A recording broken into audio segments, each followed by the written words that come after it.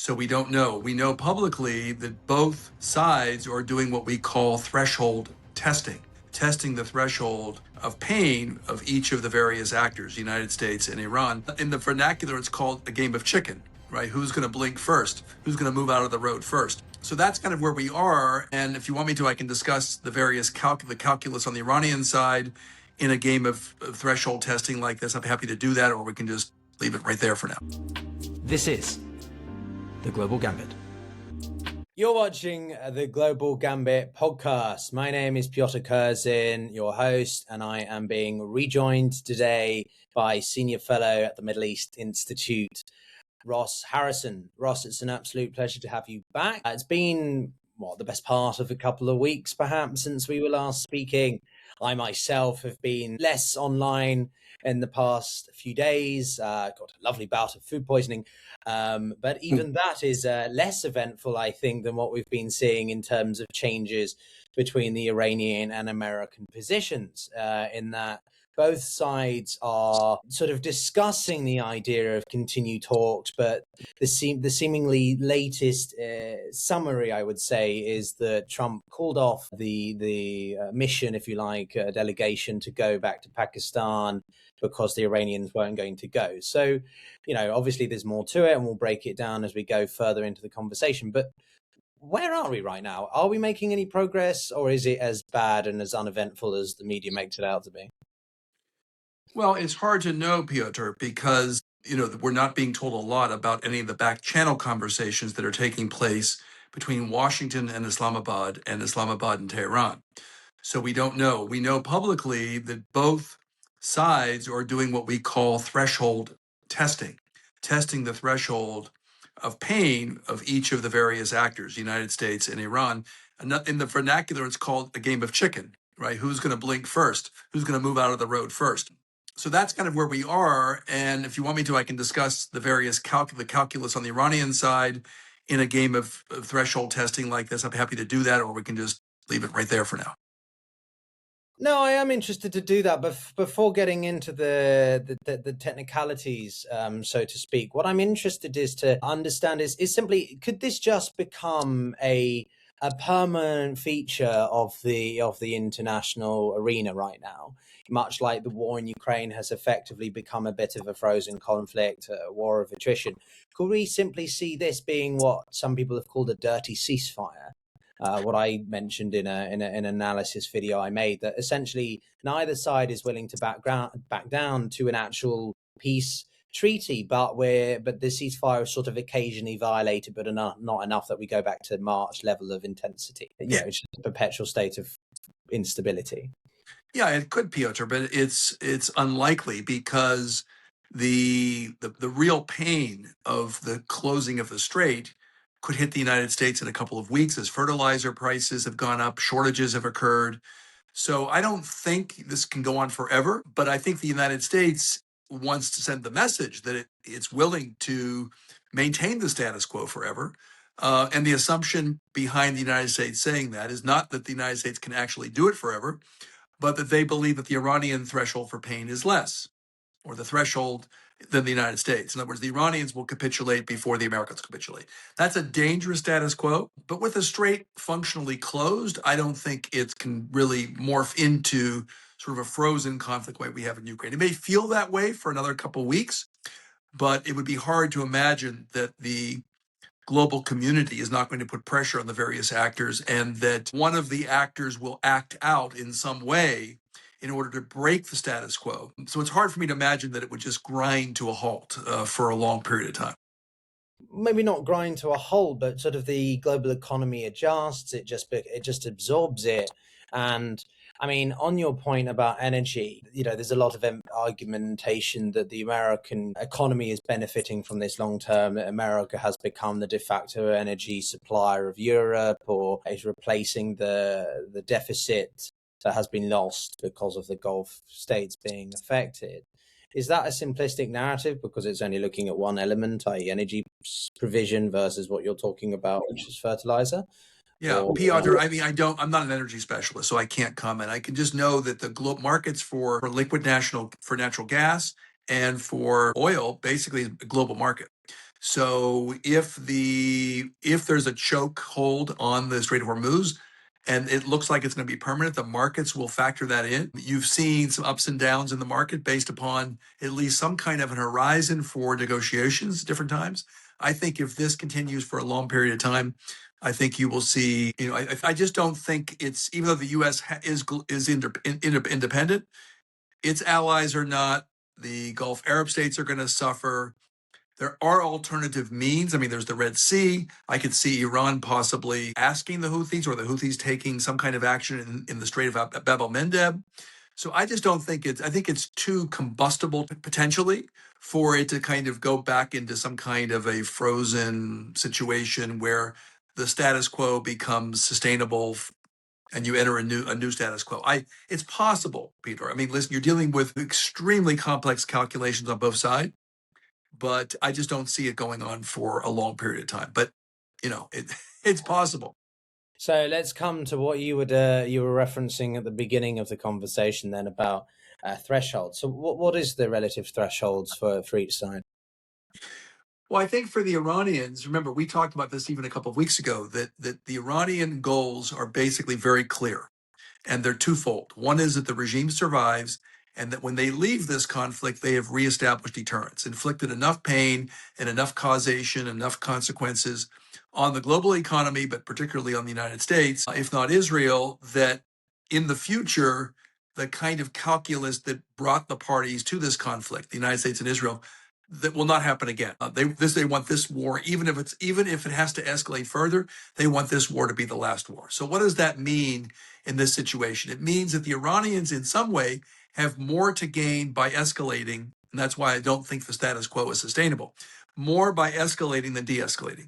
And I'll give you my logic. The logic is that if the Iranians de-escalate, they send the signal to the United States that their position is weakening.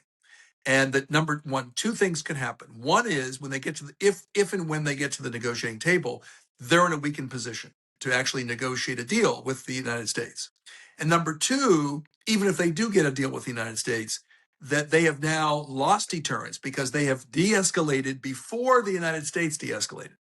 And that is a loss of deterrence that will then lead to follow-on and subsequent attacks, or the potential for subsequent attacks going forward. So the Iranians believe they cannot escalate unilaterally.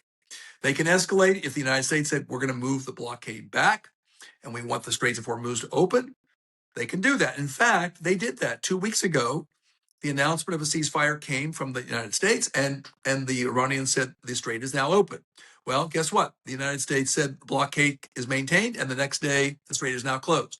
So the Iranian position is they cannot de-escalate unilaterally. The risks are too high short term in terms of negotiation, and even in long term, medium to long term, in terms of having lost deterrence. So what are the risks of them escalating? Well, there is a risk of them escalating. But in their minds, the risk would be that they would then have a follow-on attack from the United States, something they've already factored into their analysis anyway. And they will then have reestablished deterrence again because they will have inflicted more pain on the region, on the global economy. So in their mind, de-escalating unilaterally and blinking first has more risks than escalating. That's dangerous. So where does that leave the United States? Well, again, I wrote the book called Decoding Iran's Foreign Policy. I don't know how to decode Donald Trump's foreign policy, but I can tell you that if, in fact, the United States escalates, it can certainly inflict pain. It may also take some casualties. It can inflict pain, but towards what end? If they're waiting for if they're going to inflict more casualties on the Iranians or more pain on the Iranians, thinking that that's going to get the Iranians to capitulate, given the logic I just gave you, that they cannot unilaterally de-escalate.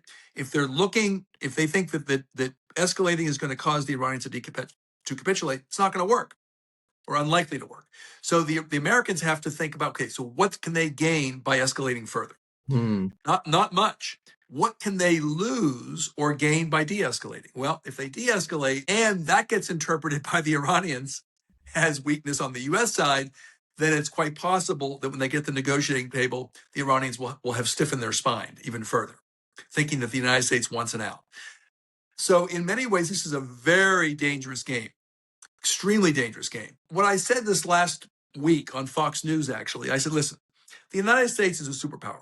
Iran is the middle power. If the United States understands that the Iranians cannot and will not de-escalate unilaterally, if they understand that, there are ways for the U.S. to get what they need by de-escalating first. And what that would happen is that they would send a back channel conversation or message to the Iranians. We're going to pull back the blockade. We're not going to end it completely. We're going to pull back. We're not going to bring our ships home.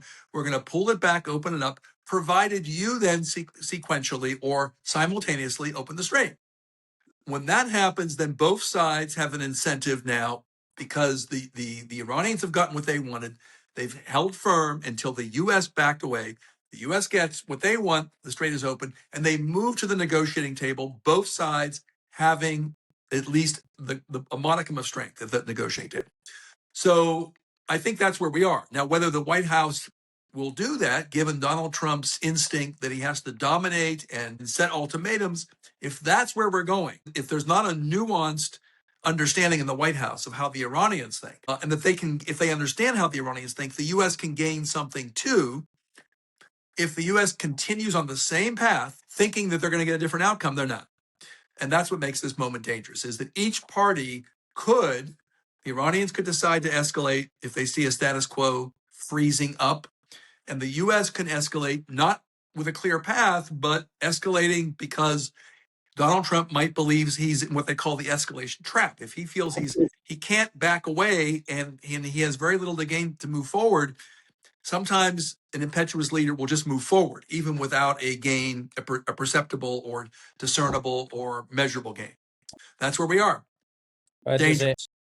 Is it worth taking a moment to think about Trump's agreement to extend the ceasefire with Iran for this unspecified amount of time? Like, is he doing that because he needs to do that, or because he genuinely is trying to be kind to the Iranians?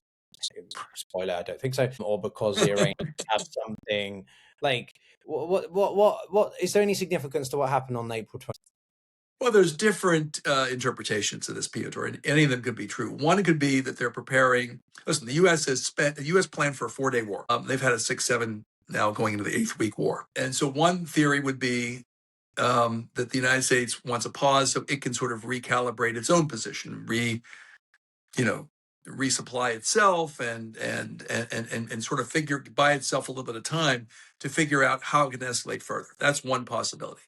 The other possibility is the ceasefire was put into place with the understanding of a blockade would be continuing in order to believe that time was on the U.S. side, that Iran would eventually feel the pinch, and that they will capitulate. So therefore, the ceasefire works to the advantage of the United States and against Iran.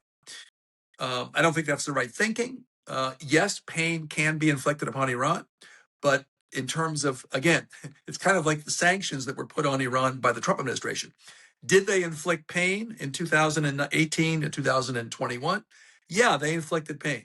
Did they cause the movement, the political decision, the political decision the Trump administration wanted the Iranians to take? No, it didn't. They started ramping up their enrichment and causing trouble in the Persian Gulf, going back to 2018, 2021. So it certainly wasn't out of the kindness of Donald Trump's heart. That's for sure. That I can rule out. But what the calculus is, I think the calculus was, I would imagine, that the Iranians, the status quo would be unsustainable for the Iranians, and either the Iranians would act out and escalate, and then the U.S. would then be in a mode of having to respond, or it was that, again, the Iranians have a threshold of pain and they'll capitulate, or there'll be enough time. The other possibility is, and I don't think this is true, is that when conflict subsides, then you might start to see some divisions within the ruling elite in Iran, and possibly even some protests. Protests aren't going to during when the country's being bombed, but if there's a period of time where things are relatively quiescent, the Iranian people may come out, protest, and now the Iranian regime is under pressure externally, under pressure internally. The regime starts to crack a bit, doesn't necessarily collapse, but you start to see people pull away, and the U.S. is now in a stronger position. I don't think that's going to happen, but it is a possibility. I think the Iranians are putting measures in place to make sure that doesn't happen. But those are the theories. And beyond, again, it's easier for me to get into the Iranian mindset than it is in the American mindset at this moment. Well, I mean, you mentioned sort of easier to understand Trump's foreign policy. It's easier to get in Trump's head. I don't understand why you're trying to add these normalized senses of perspective to someone who doesn't act normally. Because you asked the question, that's why. No, I know, but like all I'm trying to say is there are certain words that we can't use in the context of Donald Trump, and it's I think just human, really is one of them. But also sane washing is another thing that I've been reconsidering myself. So in this regard, say it again. Sane washing, trying to apply sane decision making to someone who is clearly a little bit of a loon. And people on this show seem to think that it is purely objective, and it largely tries to be objective, but that doesn't mean that we don't have biases, and we're incredibly critical of Donald Trump on this podcast. That's, I think, should be evident, but anyone of sane mind should be. Anyway, my tacit comments aside, Ross, I'm curious, therefore, ceasefires tend to benefit the defending side, albeit obviously depends on the exact circumstances. So over what timescale are we talking about here then? You think that this continue into the early part of May? Are we going to be seeing this in the summer? Like, what duration are we talking about? Well, I mean, first of all, let me go back to your comment. I think the best way to look at the United States right now is both rational and irrational. If Donald Trump is in an escalation trap, even a rational leader in an escalation trap, there is an imperative sometimes to escalate, because the costs of de-escalation, this is where I don't think the Iranians are in an escalation trap, but they have more to lose by de-escalating, as I mentioned, than escalating. That's for a middle power like Iran. For the United States, I think there's probably politically more to risk by de-escalating. But even a rational leader might, in some cases, start to escalate in order to put pressure on the other side. And also, the military itself is not irrational. So many of the fact that there was a blockade and not the seizing of Karg Island or some kind of boots on the ground approach, I think indicates that there's a certain understanding of what the risks and benefits are here. So I think what you can look at is you have an impetuous president who I believe acted irrationally to get into this war, has been quite bellicose through the war, spoken irrationally, but I think probably the military itself has had some input on the decision making of the president. And so I think you have both frames side by side, sort of a bit of irrationality on the part of the president, but there is a military logic that tends to take over on the battlefield. I think that's what you've seen. So your question about, can the conflict go on until May, June? Which year are we talking about, by the way? 2026 or 2027 or 2028? By which decade? Yeah, I mean, I'm being flippant. I don't mean to be flippant, but I think, listen, I think if we had and it goes back to the other question, if we had a mature, I'm not going to say rational, mature leadership in the United States that didn't look at Iran through an extremely simplistic lens and a distorted lens and a bit of wish casting, meaning that the wishes Donald Trump has, he assumes that is going to be the reality that he gets. If you didn't have that, you had a rational leader. I mean, look at George Bush, right? I mean, George W. Bush in 2003, clearly the assumptions that they had going into that conflict were wrong, both in terms of what they found. They said there's weapons of mass destruction. There weren't weapons of mass destruction. The regime will fall right away. Yes, it fell right away.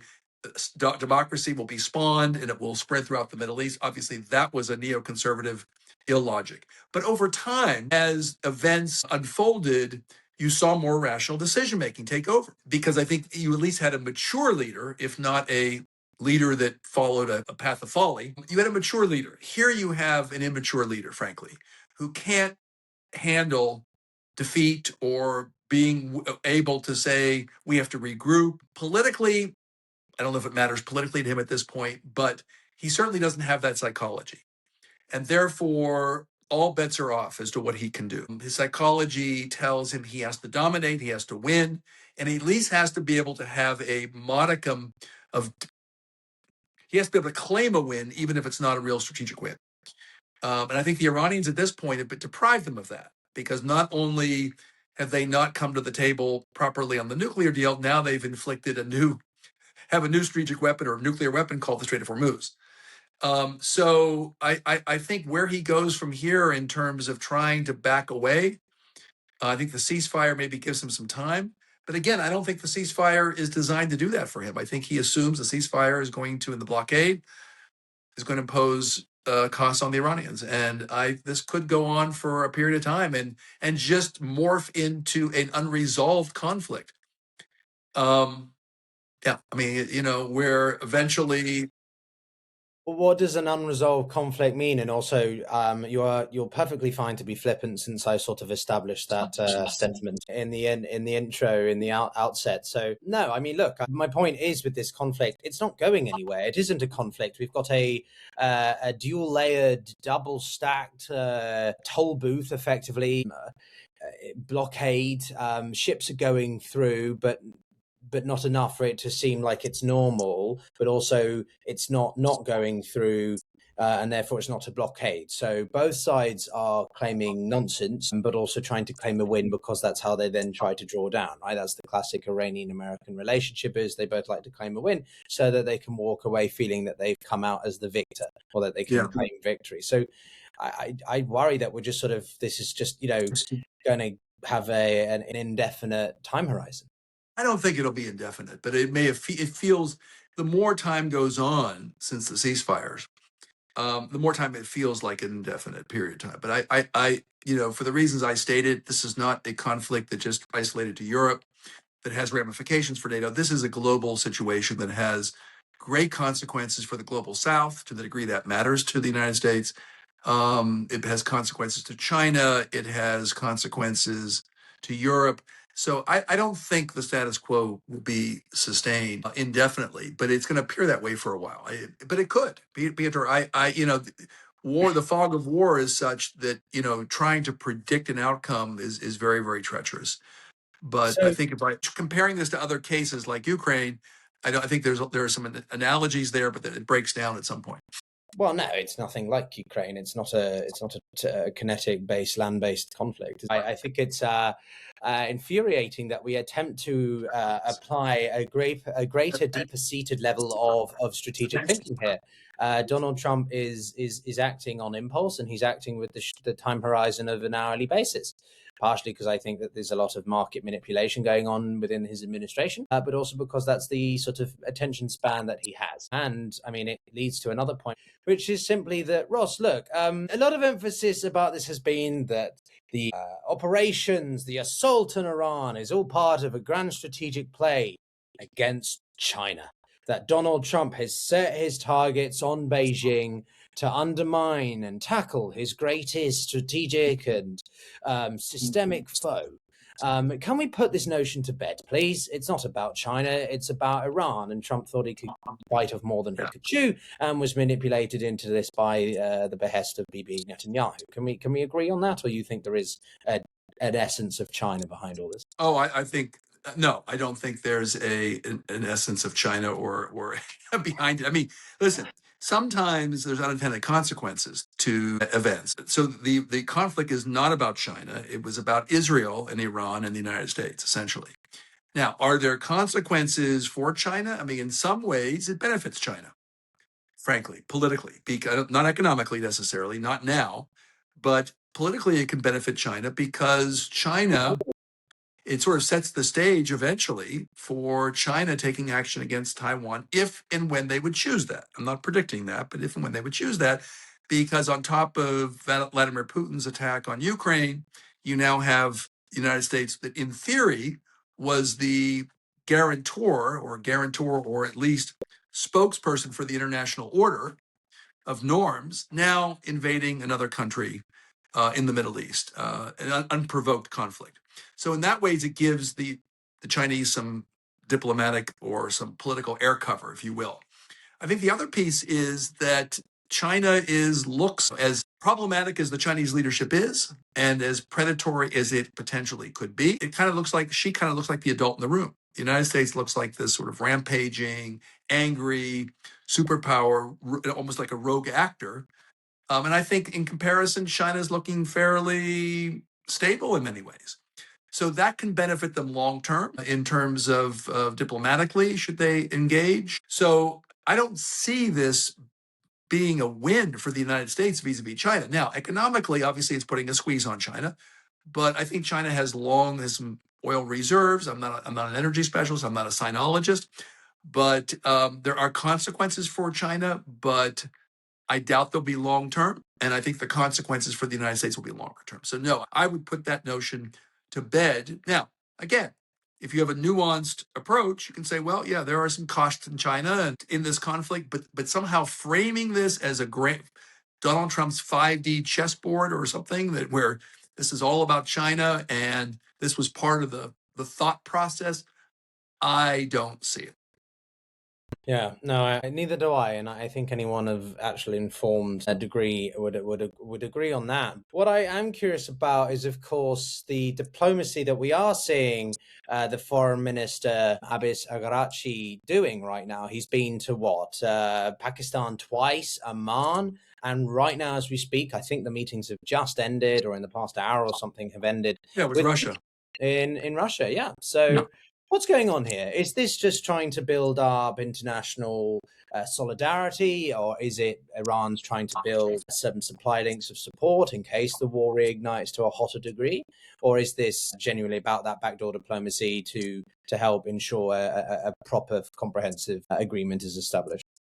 Listen, I think what Agashi is trying to do and Iran is trying to do is trying to cement in the degree of isolation in some ways that the United States has felt. You've heard Donald Trump rail against NATO and are basically our allies. And you've seen I've seen a little bit of back channel conversations between the Iranians and the Europeans, particularly France.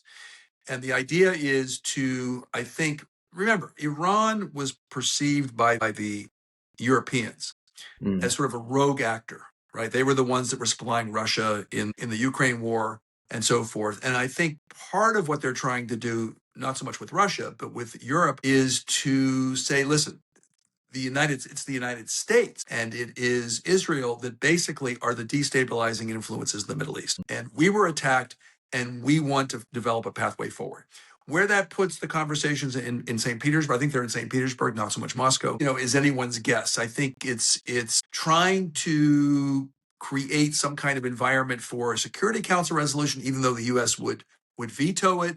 It's possibly just reaching out to its erstwhile or current allies. There has been a number of books written about the triple alliance between Iran, Russia, and China. I think it's just trying to cement itself in to the degree it can take this opportunity during a ceasefire to cement itself in with global actors, particularly at a time when the U.S. is kind of acting in a unilateral way. And Iran is, in a way, acting, or at least diplomatically acting in a multilateral way. That's the way I would read it. Okay. But we may find in the coming days what transpired. I have no way of knowing that. But that's broadly, I think that's what the Iranians are doing. Interesting. Yeah, I mean, regardless of what you think about the Islamic Republic or the regime's treatment of the people, you cannot deny the cunningness, the savviness it has in international diplomacy and leveraging multilateralism or bilateral networks in a disproportionately effective way, I find. But I guess, Ross, as the sort of final question really is simply, what should people look out for? What should we be trying to monitor? What signals could we potentially take as strong evidence that we're getting somewhere versus ones that are more performative? Because it's hard to distinguish between definitive signs of progress versus other ones. Maybe we could point to this backdoor shuttle diplomacy as an illustration that it is movement is still existing, even if it's not, between the two primary parties in question. But what else could we be focusing on? Well, I think you want to focus on, to some degree, the maintenance of the Islamabad channel. Right? Is that open? Yeah. Are the Americans talking to Islamabad, and are the Iranians talking to Islamabad? And it seems to be at this point that is the case. Apparently, there is a proposal. There was a report yesterday, proposal coming from the Americans through from the Iranians through Islamabad to the Americans. I haven't seen any evidence of that, but that's so. I would focus on that channel remaining open because there aren't any alternatives at this point. So that's important. The other thing I would look at is what kind of signaling are we getting from both sides? You would hope that somebody is telling Donald Trump that if you really do want to de-escalate and you want the Iranians to show some flexibility, these bellicose statements about Iran about to collapse or the regime is cracking or the Iranians want a deal, time is on our side, all that bravado language is just going to work in the opposite direction. So if you see that continue, it's sort of and the Islamabad channel kind of atrophying over time, then you're seeing sort of a stalemate somewhat solidifying. If you start to see some signaling on both sides where the rhetoric is more amicable in some sense, particularly from the United States, and you start to see possible movement where the United States would start to slowly disengage, send the signaling that it's not just a diplomatic path that's open, but actually militarily, the U.S. is starting to pull back. They're not going to pull their troops out. They're not going to pull their ship, but pull them back, sort of end the blockade with an agreement that the Iranians will do the same thing. And they both start moving down the escalation ladder. Then you're likely to see a diplomatic path open up in a sincere way. Those are the signals. The signals where it's frozen and both parties have more to, or at least the Iranians have more to lose by de-escalating than escalating. All that does is tell the American public and should tell your viewers that both parties believe they have more to gain, possibly by remaining in the status quo or at least escalating further than at the negotiating table. I mean, that's what it ultimately takes. Both parties need to believe they have more to gain negotiating than on the battlefield. So I would look for the signal. I would look for the rhetorical signaling and for the slow disengagement on both parts. It's not going to happen by Iran first, I don't believe. Some kind of a sequenced choreography of de-escalating. And then I think we should start. That is something to watch for, because at that point, then you open up the possible environment and milieu for real negotiation. Bonus question. What about the domestic events in the United States? Could that affect the decision-making and direction of the Trump administration? I probably wouldn't say this on more traditional news. It may make Donald Trump more crazy than he already is in some ways. He's escaped, in his mind, he's escaped 3 assassination attempts. He's already posted himself, pictures of himself as Jesus. He's gone after the Pope. He kind of sees the sort of destiny. He's meant for greatness here. He already said that, 3 assassination attempts, that's a badge of honor, right? So he might actually think that he's more invincible than he is and might go for a more aggressive stance, or it won't mean anything at all. I would hope it would mean nothing at all in terms of this war with Iran. But given the psychology we're dealing with and the zeitgeist in the United States right now, I wouldn't put it past him to get a little loopier. I think was the term you used when we started this, loopier vis-a-vis Iran.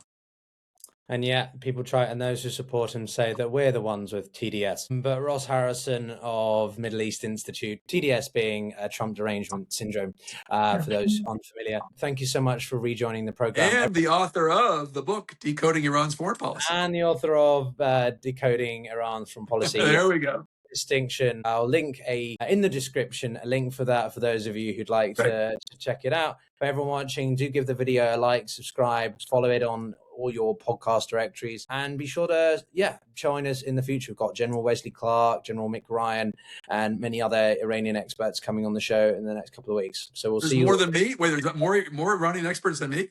There are. Well, you're the best, of course, Ross, and that's why we keep having you back. But everyone, this is the I'm kidding you. There are plenty of really good ones. I'm just joking with you. Absolutely. All right. Thank you, Pyotr. It's an honor being with you. Thank you. Global Gambit. Take care, everyone. Bye-bye.